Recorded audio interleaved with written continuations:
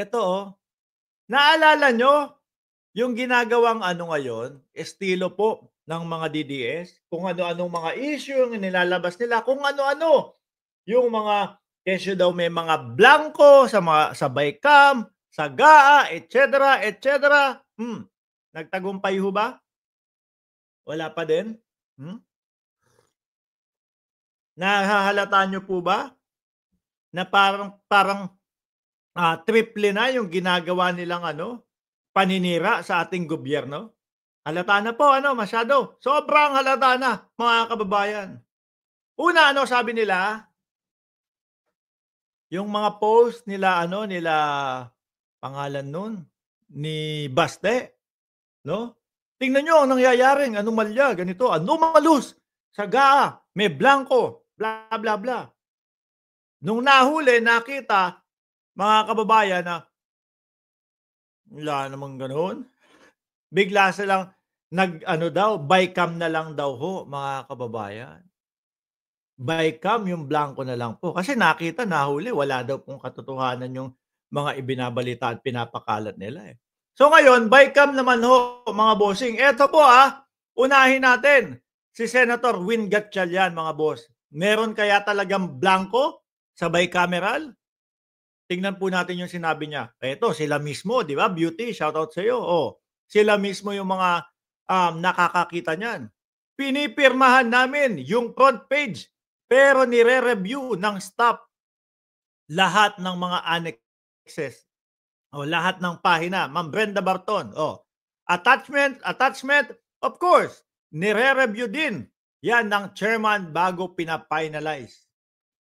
Kung blanco, hindi magbabalanse. Kailangan balanse yung budget.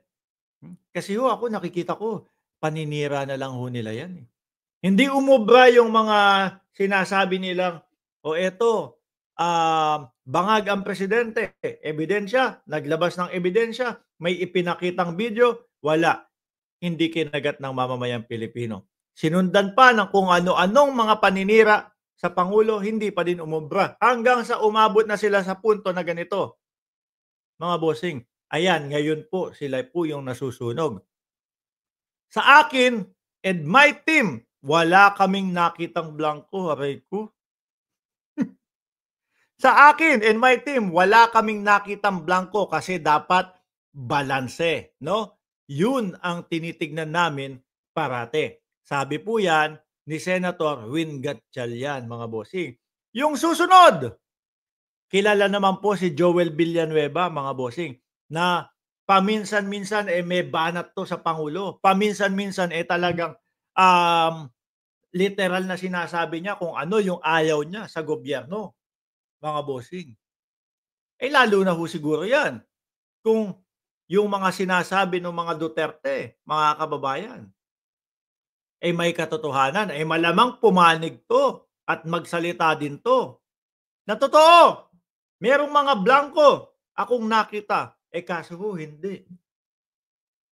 Sila po yan mga rektang taong mismong nakakatunghay, mga rektang taong mismong pumipirma ng mga Bycam, mga bossing. Sila po ang may karapatan na magsabi kung ano ang katotohanan, no? Yung ungab, hindi naman daw parte ng bicameral yun, mga bossing. Eto, as a member, yan as a miyembro, as a member of the BICAM, lahat nandun. Wala akong nakita na blanco whatsoever. Ang hirap paniwalaan nung blanco. Aray ko, sunog na naman ng mga DDS. Kung ikaw ay litong-lito, tapos DDS ka pa din, sa dami ng pinakawalan na mga pang-issue o sa dami ng pinakawalan na mga propaganda ng mga DDS at ikaw ay lito pa din, bobo na ang tawag sa iyo nun. Di ho ba? Mahina na ang kukote mo umanalyze kung sino ang nagsasabi ng katotohanan. Di ho ba? Sa dami ng pinakawalan nila na propaganda at ni isa, walang lumulusot hanggang ngayon, mga kababayan. Tas ikaw lito ka pa din kung sino papaniwalaan. ang tawag sa iyo BO-BO na, ano? Oh, ang hirap paniwalaan nung blanko, eh, kasi hindi magtatali talaga. And at the same time, parang hindi maaaring ipasa o ipasa yung batas na yun kung may blanko. Paano ba 'yan mga bossing? Hmm, pati po 'no, yung tama ba ako, leader ng, mayorya, majority, minorya, no. Leader ng minorya ba si ano, Senadora Risa Ontiveros? Eh, yun pa kaya? Yun ang totoong ano, yun ang totoong minority mga bossing o oposisyon na tinatawag, 'no? Oposisyon na tinatawag mga boss, yun yung totoong oposisyon na kapagka may mali na ginagawa ang administrasyon, sila ang unang babatikos. Sila ang unang magsasabing, "Saglit lang, hindi kami nag-a-agree diyaan, 'no, dahil may blanko." Eh, mismong si Senadora Risa Ontiveros, mga kababayan, ang nagsasabi na ano, walang blanko. Walang blanko na kagaya nung sinasabi ng Pogosisyon. Pogosisyon, bakit?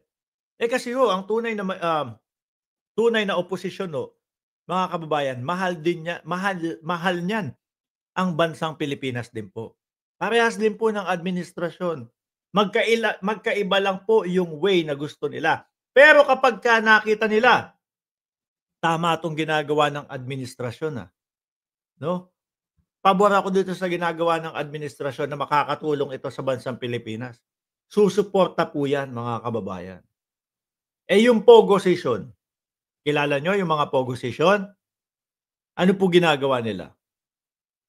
Labas ng issue, hindi mapatunayan yung kanilang issue, pagbintangan ng presidente, gawan ng issue ang presidente, hmm, mahal nila ang China, walang ginawa doon sa West Philippine Sea, kundi ito nga lang po yung pagkakapanalo natin sa, um, saan 'to? Yung pagkakapanalo po natin sa UNCLOS, yun po ang Pogosisyon, mga kababayan. Ano po ang ginagawa nila? Wala, panay paninira ho, 'no? Mas mahal pa ho yata nung mga yun, ang bansang China kaysa po sa bansang Pilipinas. Eh, baka totoo yung sinabi ni nung anak ni ano pangalan? Yung anak ni Enrile, mga bossing, si Katrina Ponce Enrile, na merong nanggagaling na pondo sa China. Kaya baka mas mahal nila ang China kaysa po sa ating bansa, mga kababayan, which is yun yung nakikita natin, mga bossing. Ano ho, yun yung nakikita natin, doon na lang po sa hindi pagtatanggol ng West Philippine Sea, doon na lang po sa hindi pagtatanggol doon sa ating mga mangingisda na kinukuhanan ng napakalalaking mga isda na huli nila, ang kapalit yosi at alak. Sabi ng dating Pangulong Duterte, barter ang tawag diyan. Biruin mo ano, gano'n?